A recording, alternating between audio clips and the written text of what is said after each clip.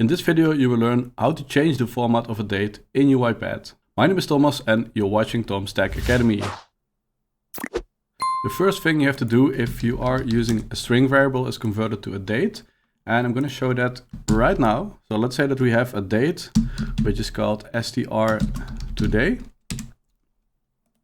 So that's a string and today is January 18th, 2023. And let's add another variable which is then going to be a date. So let's call this one date today. And let's change the type of this variable to a date. So let's make this a DateTime. So just search for DateTime. And the one you need is this one, system DateTime. So click on OK. I know we've told UiPath that this variable is a date. So we have to convert our string to a date. We can do that with c date and then the name of the string, which is str today. Now we have a date, but if I put it in a message box, you'll see that the format is still American format. Like this. So you see that we still get the 18th of January 2023 and then the time. We didn't tell UiPath the time, so just taking the default time here. Okay, let's now convert the date format.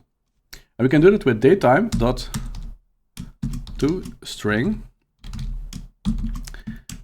Use parentheses and double quotation marks. And in here, we're going to define the format of our date. And there is a website that you can also find in the description of this video. That's this website. And on this website, you can learn exactly how to define the format of a date. So you see, if you use the small letter D, you get the day of the month from 1 to 31. If you use 2 Ds, you get the day of the month from 01 to 31. So that's 0 filled. And then if you want to get the month, you have to navigate to the capital M. So this is minute. This is capital M from 1 to 12 for the month. Then this is what you get for the month if you want to 0 fill it. And then you have to use 3 M's if you also want the name of the month. June, July, etc.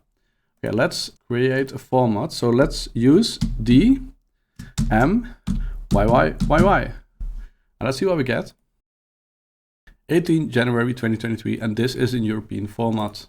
Now, if you also want to add the time, you can add h, mm, small m's, ss, and you will get this. 00000. And if you also want to 0 fill the hour, you're going to use this one. And you get it like this. Okay, let's also provide a time. So let's say that is 23 minutes after 6. 1 second. And then you will see that we'll also provide the time.